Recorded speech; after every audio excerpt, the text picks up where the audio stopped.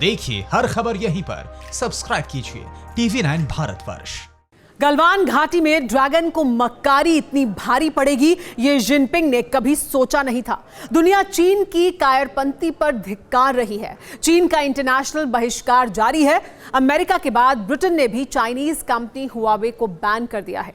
इतने पर भी चाइनीज तानाशाह की अकल ठिकाने नहीं आ रही। अपने गुनाह छिपाने के लिए जिनपिंग इतने क्रूर बन चुके हैं कि गलवान में रीढ़ की हड्डी तुड़वाने वाले जवानों की खबर तक सामने आने नहीं दे रहे।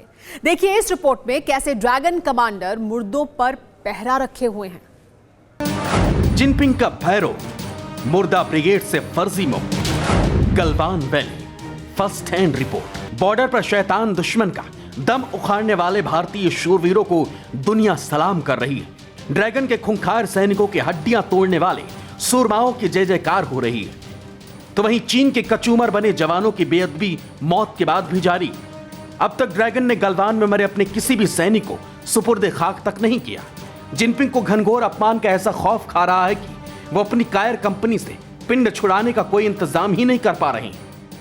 अमेरिकी इंटेलिजेंस एजेंसीज की रिपोर्ट में यह साफ तौर पर बताया गया है कि चीनी सेना गलवान में मारे गए चीनी सैनिकों के परिवार के साथ दुश्मन से भी बदतर बर्ताव कर रही है। सैनिकों के परिजनों को सख्त हिदायत है कि वो किसी से भी गलवान का जिक्र नहीं करेंगे। इतना ही नहीं बल्कि उन्हें अपने जवान का शव कभी भी नहीं सौंपा जाएगा।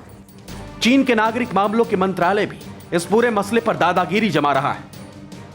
मंत्रालय से मारे गए सैनिकों के घर संदेश भेजा गया कि सैनिकों के अवशेष की उम्मीद करना बेईमानी है। ड्रैगन आर्मी के वेस्टर्न थिएटर कमांड के कमांडर को गायब कर दिया गया है।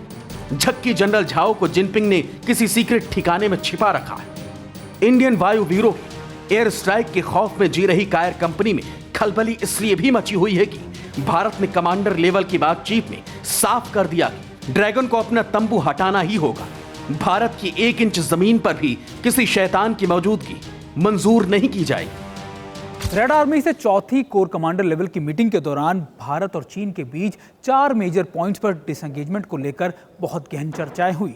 इसके साथ ही फेज 2 जिसमें दोनों ही देशों की सेनाओं के वार जोन से हटने का प्लान है, उस पर फोकस किया जाएगा। चीन सेना ने LAC के करीब युद्ध का माहौल बनाने की हर मुमकिन कोशिश की। बड़े पैमाने पर फौज की तैनाती के साथ तोप, टैंक, मिसाइल। 30 जून के बाद गलवान में PP-14, हॉट स्प्रिंग और गोगरा एरिया में PP-15 और PP-17A से चीनी सेना उल्टे पांव लौट गई।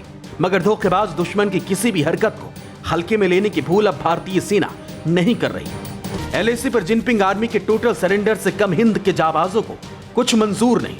Bureau report TV9 Bharatvarsh. फिक्र आपकी, सोमवार से शुक्रवार रात 9 बजे सिर्फ TV9 भारतवर्ष पर।